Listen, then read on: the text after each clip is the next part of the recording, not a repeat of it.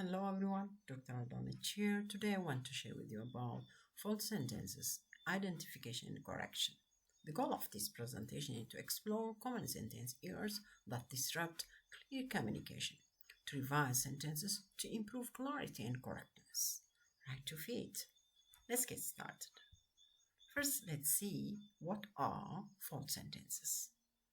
As the name indicates, they are sentences with grammatical errors or unclear structure.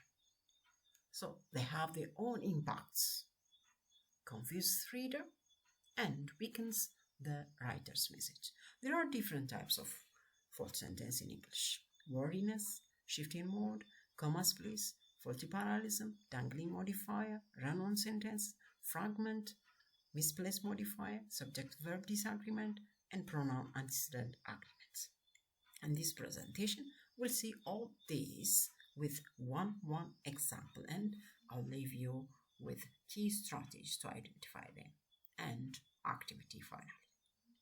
So let's see.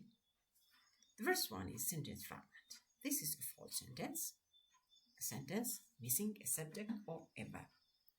So like running quickly to the store. This is not a sentence because it misses a subject and a verb, both. So that we need to correct. She was running quickly to the store. And we can add different subjects too. Okay, let's see. Run-on sentences. Run-on sentence, it's sometimes called a fused sentences. Occurs when two or more independent clauses or complete sentences are joined together without any punctuation marks or connecting words to separate them. For example, the dog barked loudly. The cat ran away. These are two sentences joined without any punctuation marks or connecting words. So, when we correct, like the dog barked loudly, comma, so the cat ran away.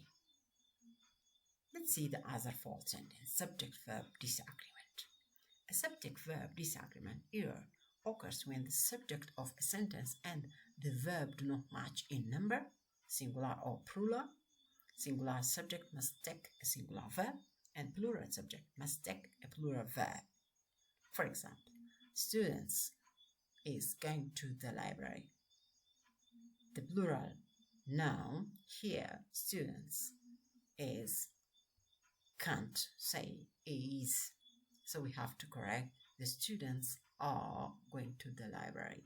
So the subject agrees with the verb. If it misses, that is false sentence.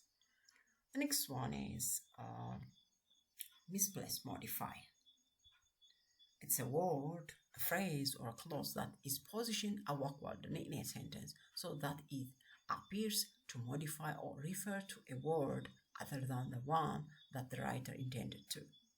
So, for example, covered in chocolate, Balada ate the cake. So these are misplaced. So we have to correct Balada ate the cake covered in chocolate. The next false sentence is dangling modifier. A modifying word or phrase dangles when it doesn't apply to the word it's supposed to modify in the sentence. For example, entering the class, the light was off. So there is something dangled from this sentence. Entering the room, I saw that the light was off. The other false sentence is called pronoun antecedent. The pronoun must agree with its antecedent in number. For example, I lost my keys again and I can find it anywhere. See, the first pronoun, the keys, has to be replaced by, or instead of keys, we can use plural pronoun. Here it is a singular and it's a fault. So I lost my keys again and I can't find them anywhere. Okay, let's see the other false sentence in English. Commas place. Commas place occurs when you join two independent clauses or complete sentences together using only a comma. For example, he loved to read. She preferred to watch movies. Correct. So the correction has to be, that's a fault. He loved to read. She preferred to watch movies. Or he loved to read. full stop, she preferred to watch movies. Oh, he loved to read, comma, but she preferred to watch movies. Or else, while he loved to read, she preferred to watch movies. So the commas, please, have different options to correct. Like, next one is the wordiness. Wordiness happens sometimes unintentionally. The use of more words in a sentence, and the sentence is padded with unnecessary phrases and redundant expressions. Like, he has the ability to be a great leader if he worked hard. The correction should be he can be a great leader if he works hard, because has the ability to be is a very long way. This one is a precise one, and we have to correct such kind of ideas. The next false sentence is shifting mode. It occurs when there is a necessary change in the verb's mode, like from indicative to imperative, or subjunctive to imperative, or imperative to subjunctive kind of sentences with a single sentence. For example, read the instruction carefully and then you should answer the question. The first idea is read the instruction carefully is imperative sentence. The next one is subjunctive, so it doesn't match. So that shift in mood is fault. So we have to correct. Read the instruction carefully and then answer the questions. And the last one is like lack of parallelism. It's known as faulty parallelism or parallel structure error. Occurs when parts of a sentence that are grammatically equal but not expressed in the same structure form.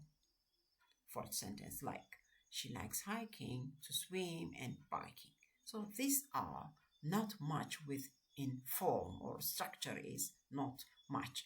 This one is ing form, this one is infinitive form, so we have to make much hiking, swimming, and biking. So the key strategies are identify the error first, revise thoughtfully, proofread, use different resources to correct yourself. Finally, the key takeaway is write to fit. Write to fit means to adjust your writing style, content, and tone to suit a specific purpose or audience or format. It implies tailoring your message so that it is appropriate to and effective in particular situation. So, finally, I'll have an activity for you. Read each of the following sentence, identify the type of false sentence, and correct each of them. Okay, here you have an answer keys for each.